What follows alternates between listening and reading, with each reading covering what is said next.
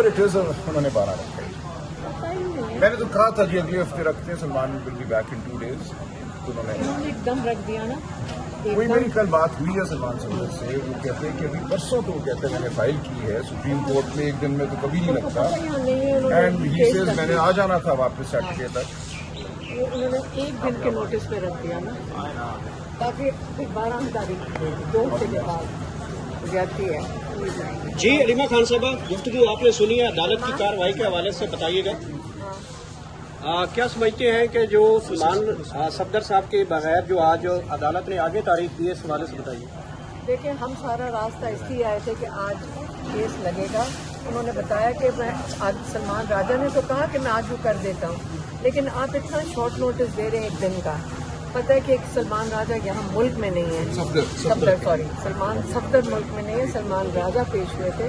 تو اگر ایک دن کے نوٹس کے اوپر وہ کہاں سے واپس آ سکتے تھے جو باہر ٹریول کر رہے ہیں, تو اس لیے سلمان راجہ صاحب پیش ہو گئے.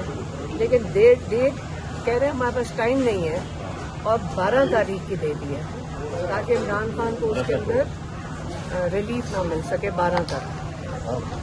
جو اس وقت نااہلیاں چل رہی ہے پاکستان تحریک انصاف کے, کافی زیادہ جو لوگ ہیں. سلمان راجہ سے جی سلمان راجہ صاحب, اس طرح کبھی بھی نہیں ہوتا کہ بغیر نوٹس کے, بغیر بلائے نااہلی کر دی جائے. ابھی بہت سے قانونی مراحل ہیں. جن لوگوں کو سزا ہوئی ہے ان سب نے اپیل فائل کی ہے. ان کی اپیل ابھی اعلیٰ عدالت میں سنی جانی ہے.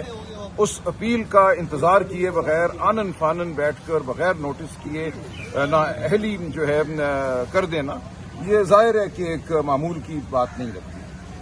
سر ابھی جلدی لگ جائیں گی کیونکہ جمشید جلسی صاحب کی ابھی تک اپیل نہیں لگ رہی, لیکن جو الیکشن کا شیڈول ہے وہ تو جاری ہو گیا ہے. الیکشن کی تیاریاں تو ہو رہی ہیں لیکن اپیل نہیں لگ رہی. عمران خان کی اپیل لگنے میں دیر لگی, تو ایسی اپیل وغیرہ آپ کو ہے؟ دیکھیں اپیل ایک دن پہلے بھی لگ جائے اور اس میں ہمیں ریلیف مل جائے تو الیکشن رک جائے گا.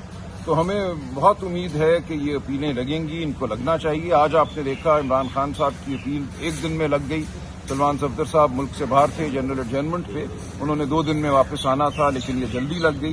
بہرحال ہم ان اپیلوں کے لیے بھی بالکل کوشش کرتے رہیں گے کہ ان کو لگایا جائے تاکہ ان میں جو نااہلی ہوئی ہے اس کو ختم کیا جائے, ان سزاؤں کو معطل کیا جائے. سر جو تحریک کے حوالے سے کل عمر ایوب صاحب نے یہ کہا ہے کہ جو تحریک کا اعلان وہ محمود اچکزئی صاحب کریں گے, یہ عمران خان صاحب کا فیصلہ ہے کہ وہ لائحہ عمل کا اعلان کریں گے؟ جی ایسا ہی ہے. عمران خان صاحب کا یہ حکم ہے کہ تحریک جو ہے, ہمارا جو اتحاد ہے برائے تحفظ آئین, اس کے تحت چلے گی, اور اس اتحاد کے سربراہ محمود خان اچکزئی صاحب ہیں. تو اس میں کوئی اچنبے کی بات نہیں ہے, اس میں ہم شامل ہیں. ہماری جماعت ظاہر ہے سب سے بڑی جماعت ہے, اور ہماری جانب سے اسد کیسر صاحب سیکرٹری جنرل ہیں اس تحریک کے تحفظ آئین کے.